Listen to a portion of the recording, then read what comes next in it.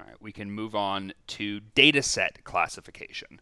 So datasets are there are a lot of different types of datasets, and they require different approaches to analysis. The pre-processing steps, the modeling steps, pretty much everything that you do with these different types of datasets is going to be different. The kinds of models you use, the kinds of visualizations you construct, the kind of cleaning that is proper for that kind of data. Understanding the structure of your data at the beginning is very important to not wasting time and not producing incorrect results. And it's in this step, the understanding the structure of your data, that things like domain knowledge tend to be very important. But there are still certainly categories that tend to be similar no matter what domain they're in. So we'll talk about these three different types of data sets: records, graphs, and ordered data sets, in a little bit of more detail coming up here. So record data is data that consists of a collection of records, each of which consists of a fixed set of attributes.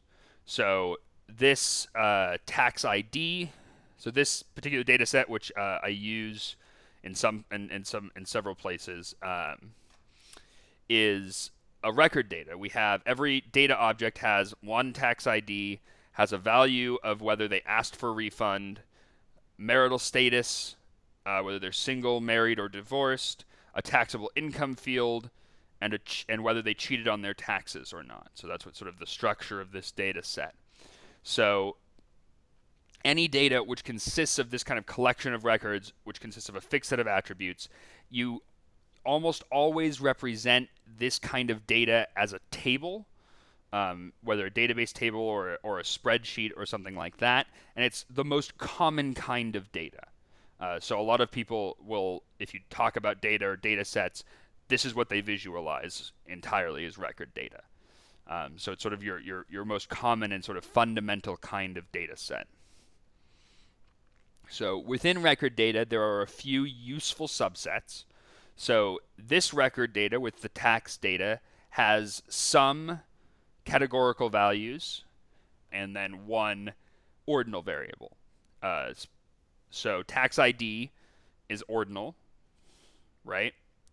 Or is it? It's really more of a nominal variable when you think about it, because ordering doesn't necessarily matter, right? Sure, it takes numbers, but 10 is not meaningfully different from 5. There's no ordering implied here. So tax ID is a nominal field, a nominal categorical field. Tax refund is a categorical field. Marital status also. Taxable income is a continuous field. So most data that you encounter has mixed data types like this. You have some categorical, some numeric, and that's sort of your traditional type of record data. If, on the other hand, your record data consists entirely of numeric attributes, so this is entirely continuous, entirely interval or ratio variables, then we can think of it as a mathematical matrix rather than just a table.